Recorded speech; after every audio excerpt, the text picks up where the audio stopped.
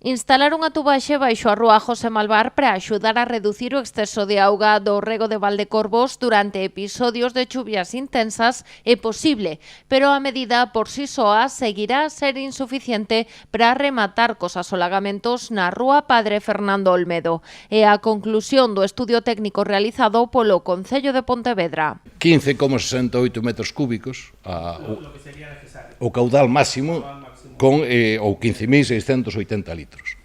Ese tubo podría levar 0,57 metros cúbicos ou 570 litros por segundo.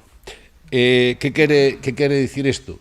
Que como solución non hai posibilidade de pasar por un tubo que sirva de solución definitiva. A cantidade de servizos soterrados neste punto limita o diámetro da tubaxe, que podería ter un máximo de 1.200 milímetros. Non arranxa o problema, pero sí pode reforzar outras medidas que xa están sobre a mesa. Quere dicir que non vale para nada? Non. Vamos a ver que pasa cas balsas e que pasa con outras opcións, a ver se é necesario este complemento.